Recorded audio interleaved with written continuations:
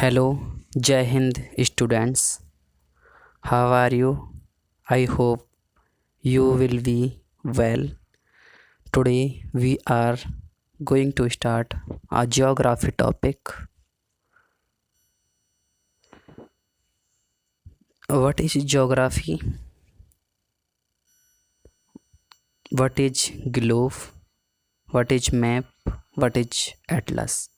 हम इन चारों के बारे में आज डिस्कस करेंगे कि भूगोल क्या है, ग्लोब क्या है, मैप यानी कि मानचित्र क्या है, एटलस ये क्या होती हैं। तो सबसे पहले हम बात करते हैं ज्योग्राफी की। तो भूगोल की बात कर रहे हैं।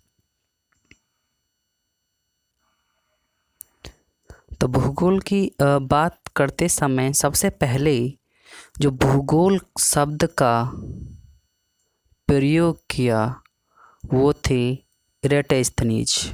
एक ग्रीक विद्वान थे इरेटोस्थनीज। इन्होंने सबसे पहले जियोग्राफी शब्द का प्रयोग किया। वैसे देखा जाए तो जियोग्राफी दो शब्दों से मिलकर बना है। पहला है जियो, जिसका अर्थ होता है पृथ्वी, और दूसरा शब्द है ग्राफी, जिसका अर्थ होता है वर्णन करना।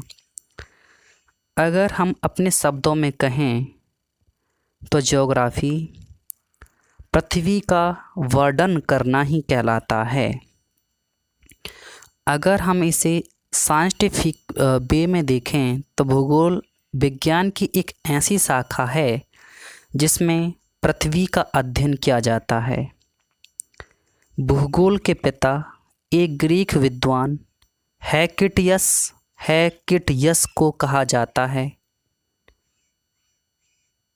आधुनिक भूगोल के जनक अलेक्जेंडर वॉन हमबोल्ड तथा कार्ल रिटर को माना जाता है। ग्लोब क्या है, अब हम देखेंगे कि ग्लोब किसे कहते हैं। क्या है ग्लोब? पृथ्वी की सतह को गोलाकार रूप में निरूपित करती है। कौन? ग्लोब। इसमें महाद्वीपों तथा महासागर दिखाए जाते हैं। महाद्वीपों में बहुत सारी कंट्रीज, अक्षांश रेखाएं, देशांतर रेखाएं, शहर, ये सारी चीज़ें ग्लोब में दिखाई जाती हैं।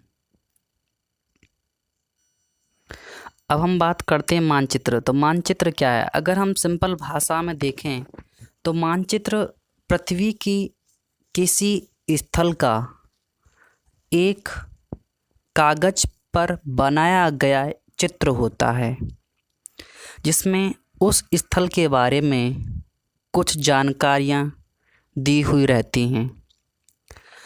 अगर मानचित्र की परिभाषा देखें तो मानचित्र गोलाकार पृथ्वी या वास्तविक विश्व का एक समतल पृष्ठ या कागज पर बनाया गया चित्र है।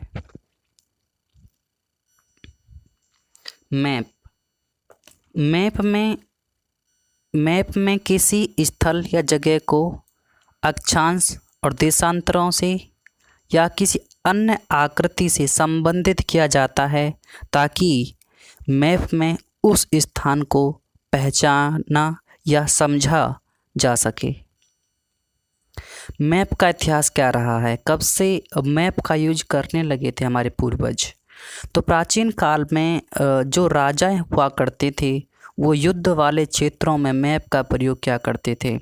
और ऐसा भी माना जाता है कि यूनान, भारत और रोम की जो सभ्यताएं थीं वो तांबे की पट्टियों पर मैप बनाया करते थे।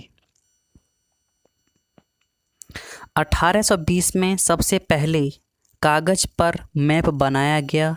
जो कागज़ पर बनाया गया मैप है वो इंग्लैंड के म्यूजियम में रखा हुआ है। तो मैप के प्रकार देखते हैं। तो टाइप्स ऑफ मैप्स। तो मैप मेनली 3 प्रकार के होते हैं। Number 1 physical map, number 2 political map, number 3 thematic map. जो फिजिकल मैप होता है इसमें पठार, पर्वत, चट्टान, नदियाँ, समुद्र, प्राकृतिक चीज़ें से संबंधित जानकारियाँ दी जाती हैं। जो राजनीतिक मैप होता है, इस राजनीतिक मैप में या पॉलिटिकल मैप में देश की सीमा, महाद्वीप की सीमा, राजधानी, इसके साथ साथ इनके नगर, महानगर और बहुत सारी जानकारी प्रदान की जाती हैं। थीमेटिकल मैप एक ऐसा मैप होता है जिसमें यह दिखाया जाता है कि किस क्षेत्र में औसत बारिश कम हुई या ज़्यादा हुई, वहाँ की जलवायु कैसी है, वहाँ पर कौन कौन सी विशेषताएं हैं, ये सारी चीज़ें इसमें दिखाई जाती हैं। मिट्टी के बारे में बताया जाता है।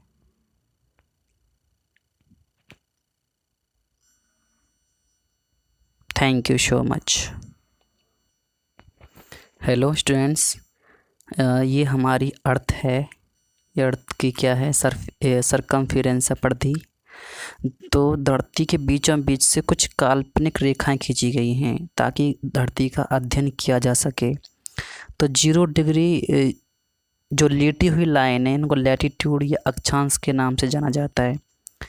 तो जो ये अक्षांश हैं, 0 डिग्री अक्षांश को हम इक्वेटर, भूमध्य रेखा या फिर विषुवत रेखा के नाम से जानते हैं। मतलब 3-4 नामों से, इक्वेटर, 0 डिग्री अक्षांश, विषुवत रेखा और भूमध्य रेखा।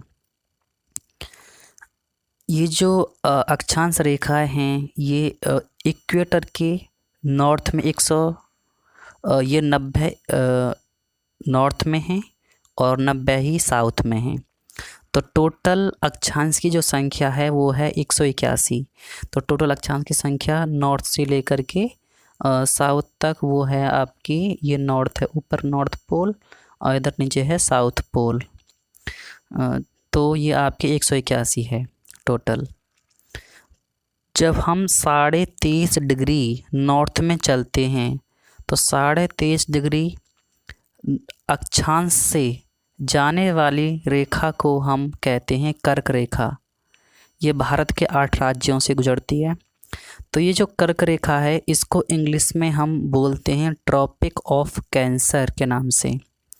और 23.5 डिग्री साउथ में जो अक्षांश रेखा है, इसको हम बोलते हैं मकर रेखा।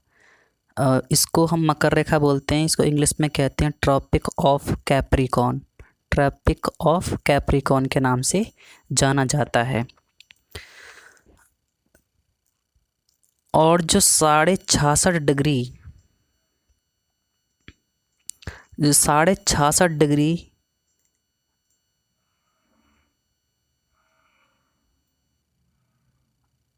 नॉर्थ में जो लाइन है, ये वाली, इसके ऊपर के एरिया को हम बोलते हैं आर्कटिक वृत्त। आर्कटिक वृत्त क्यों कहते हैं? क्योंकि नॉर्थ पोल की ओर कौन सा महासागर है आपका? आर्कटिक महासागर है। तो इस वजह से इसको आर्कटिक वृत्त के नाम से जाना जाता है। ये है आपके ट्रॉपिक ऑफ कैंसर, ये है आपके ट्रॉपिक ऑफ कैप्रिकॉर्न। और जो नीचे का साउथ पोल के तरफ का जो इलाका है, जो एरिया है, इसको हम कहते हैं अंटार्कटिक वृत्त। अंटार्कटिक वृत्त क्यों कहते हैं? ये अंटार्कटिका की ओर है। ठीक है। जो अंटार्कटिक वृत्त है उसको हम फ्रिज्ड जोन के नाम से जानते हैं, क्योंकि यहाँ पे हमेशा बर्फ़ ही जमी रहती है। और जो आर्कटिक वृत्त के क्षेत्र है उसी को भी हम क्या कहते हैं? फ्रिज्ड जोन के नाम से जानते हैं। और जो कर्क रेखा और आर्कटिक वृत्त के बीच का जो क्षेत्र है, ये वाला, इस एरिया को हम कहते हैं शीतोष्ण। शीतोष्ण टेम्परेट जोन, शीतोष्ण कटिबंधीय क्षेत्र। तो शीतोष्ण कटिबंधीय क्षेत्र इसी वजह से कहते हैं इसको, क्योंकि यहाँ पे ना ज़्यादा ठंड और ना ही ज़्यादा गर्मी देखने को मिलती है। मतलब ठंडी भी रहेगी और गर्मी भी रहेगी। लेकिन जो कर्क रेखा और मकर रेखा के बीच का जो क्षेत्र है, ये वाला, इसको हम बोलते हैं उष्णकटिबंधीय क्षेत्र, मतलब कि टोराइड जोन। टोराइड जोन क्यों कहते हैं? क्योंकि कर्क रेखा और मकर रेखा के बीच में भयंकर गर्मी पड़ती है, क्योंकि जो आपका जो सन है, सूरज है, वो हमारे सन देवता कर्क रेखा और मकर रेखा के बीच में ही घूमते रहते हैं। कर्क रेखा और मकर रेखा के बीच में क्या करते रहते हैं? वो घूमते रहते हैं। इस वजह से यहाँ पे भयंकर गर्मी पड़ती है, और जब भयंकर गर्मी पड़ेगी तो भयंकर ही बारिश होगी।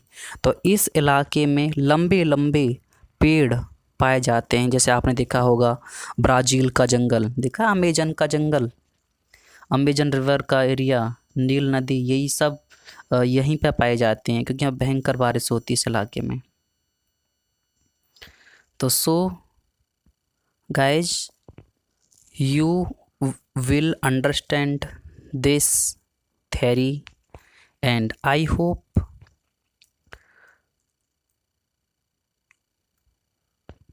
आप इन सब चीज़ों को बहुत अच्छे से समझे होंगे। अब हम नेक्स्ट क्लास में मिलेंगे, तब तक के लिए थैंक यू, शुक्रिया, धन्यवाद, जय हिंद।